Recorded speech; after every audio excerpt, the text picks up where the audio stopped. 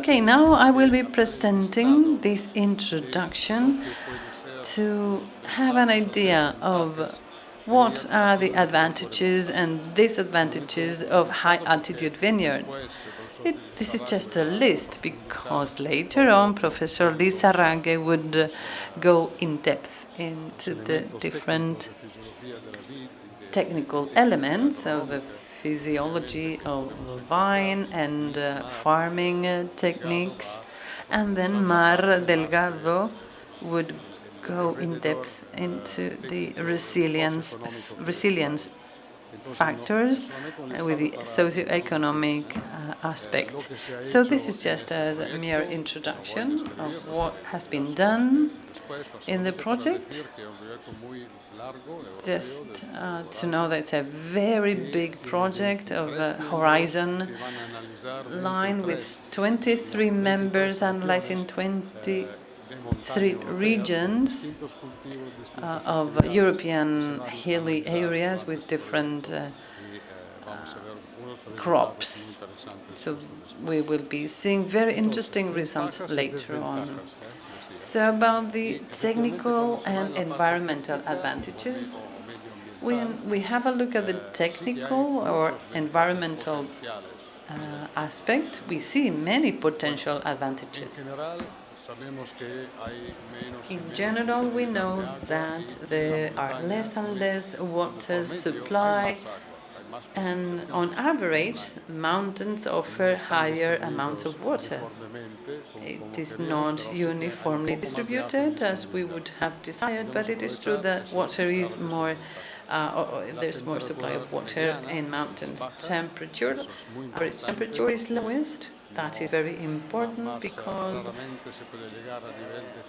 only rarely temperature levels stopping from anthocyanin concentration is not reached, like 42 degrees, for instance, that might happen on the plain. There's also highest or increased circadian thermal amplitude. That's the difference between the day and night, and that allows the vine to work better in terms of aroma, of breathing less malic acid, and that enables us to get a grape with better characteristics from the winemaking point of view. Soil normally has more organic matter with what mean in terms of water penetration, nutritional potential.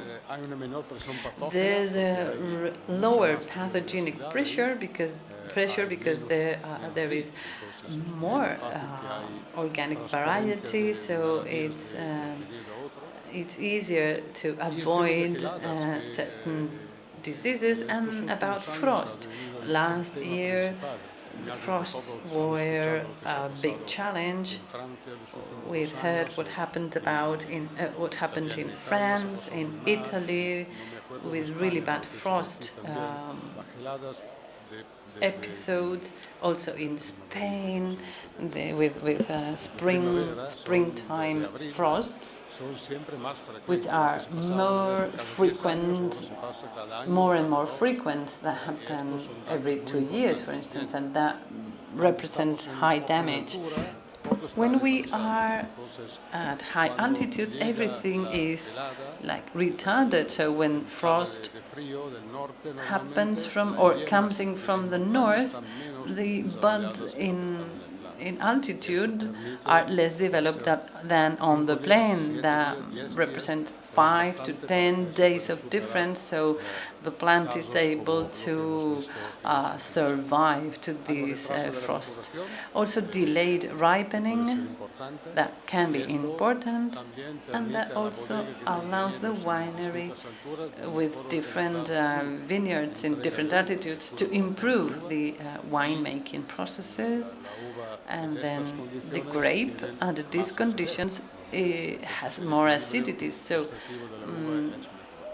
flavor balance is easier to achieve. So there's a lot of potential advantages if we think of locating vineyards in high altitude, but we also face drawbacks or disadvantages because everywhere we see these weather events are more concentrated and violent, and that especially happens high on the mountains, like violent hail episodes, very localized but also very violent. We also need to take this into account. Also, there are techniques to defend from this or to face them. Also, soil, even though it has more amounts of water, there is a poor water retention because of the draining characteristics of the soil, and this also has to do with soil erosion due to the slope. So, in the structure of the vineyard, we need to take into account all these features to avoid important issues later on. And we also need to have specific worker teams, not just at the level of Val de Douro with terraces and things like that, but also, or almost always, we need to provide for safety measures for the workers, and this also is related to worker safety, which is something we always need to take into account. So, is it good or no, or is it bad? Anyway, we need to find a balance between advantages and disadvantages. So, if we look into the economic and social benefits, there are not many benefits. Of course, we can find terrains, lands, and places at a good price up on the mountains. It is true that staff might face a low cost of living and maybe a better quality of life in rural areas, depending on your wishes or ways of life, but disadvantages are many. And I think we will talk about this during this session, because first of all, lots or plots are very fragmented. There are plots that are a division of a previous generation. There was the division of the previous generation, and and I remember the farmer in Trentino who helped us a lot, that to create a vineyard not with just 20 hectares in Italy, in the mountain in Italy, had to sign 32 notary documents, each of them with 2 or 3 persons involved. So imagine just to create the vineyard with the economic potential. The bureaucracy involved is huge, and because of this fragmentation. And we learned about this a lot from this moving project, which is very interesting. It is a very big challenge, particularly on the mountains. Labor is really scarce, local labor. Also, there is competition with other sectors such as tourism or sports, because young people might prefer to work 3 months in a restaurant than the whole year in a vineyard. There's another sort of competition. In Trentino, we've always heard about competition between or in water use, like this artificial snow producers that use a lot of water that is theoretically accumulated until the summertime, and then when we get to the summer, there's not water enough for the crops.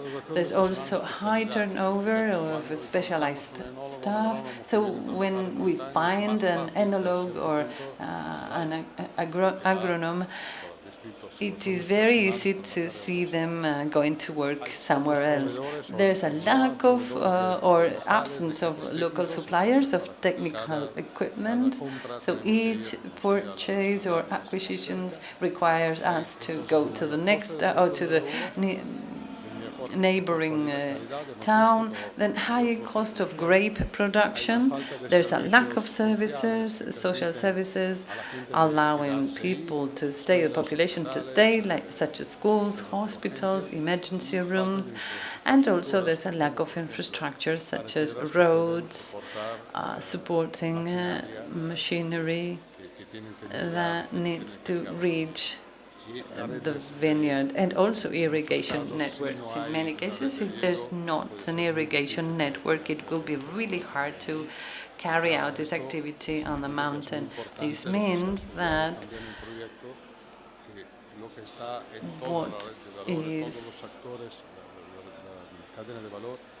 all over the value chain must take into consideration also the population. With intervention in infrastructures must also help or not help viticulture in the mountain areas.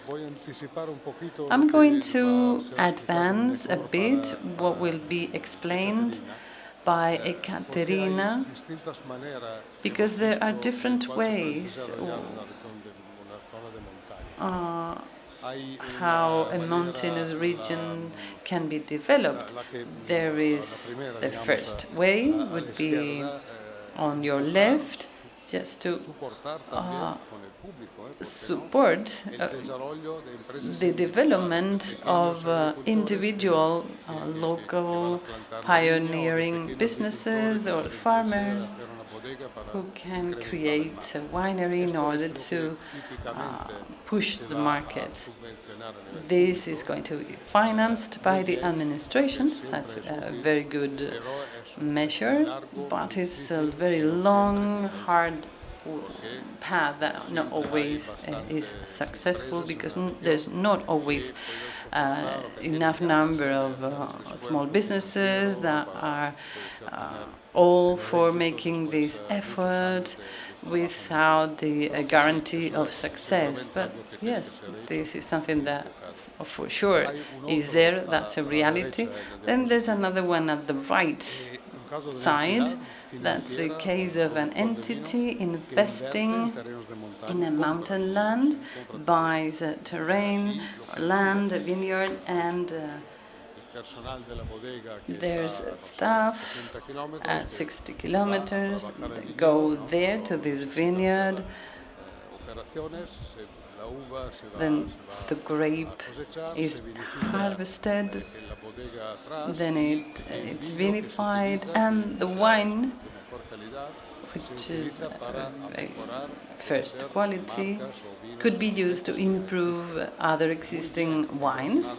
Okay, nothing against that, but that does not help the territory a lot, because all the value is being removed from the area, goes to another area. I don't think that's bad in itself, but I don't think it is the best way to help a territory to develop something that could be sustainable over time. And then the central area, central part, is the most efficient